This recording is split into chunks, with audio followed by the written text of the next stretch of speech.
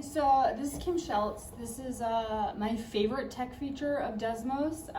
Certainly not the most advanced, but this is how I would use it, teach it in class. It's just the favorite tech feature is matching the, like Desmos gives you the, a slide with the graph, and then the student has to write the equation to match the graph. And I use it throughout the year when I do different functions to focus on transformations. So how I would introduce it to students was I would just pull up like a blank graph on Desmos first and model how to write equations. So for this one, I'm focusing on exponentials. All of them have base e. And so I'd say like, y equals e to the x. And so I'd show that. I would actually really show the kids how to type to the X with the keyboard shortcut of Shift 6. I would put the dot cam underneath and like really show them the keyboard because a lot of my kids don't know that shortcut.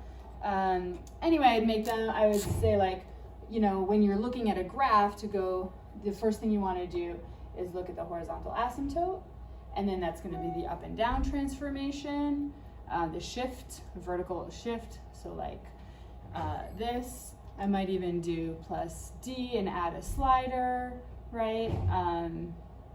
And do this. I might bring a kid to the front to like use this slider and show it.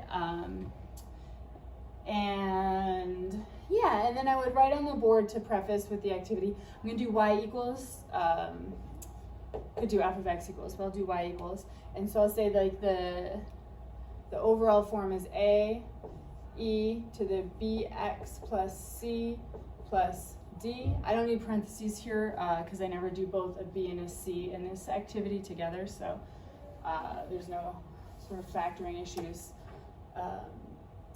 Yeah, and then so I'd play around with this some more, and then I would preview the activity. So you're a transformer, just to show them what they're going to get into, that they're grouped in this activity by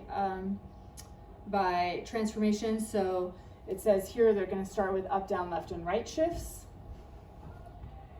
And then I might sort of model. Okay, now I look at this. The first thing I think is, what's the horizontal asymptote? It is y equals -3, so you would go down 3.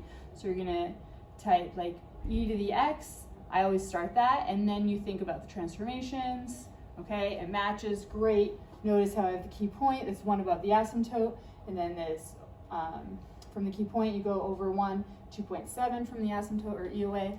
And I wouldn't preview more than this. At this point, I would set them loose, project the code. If there was like an active code, I'd project it on the board. I'd also put it in their Google Classroom so they could enter it either way. But they're pretty familiar with like just going to student.desmos.com and entering the code. Yeah, but again, like I said, it's not the most advanced, but like Desmos, the graphing capabilities of Desmos are awesome, and so I just love the matching the graph and how they can see transformations super clearly. All right, thanks for listening.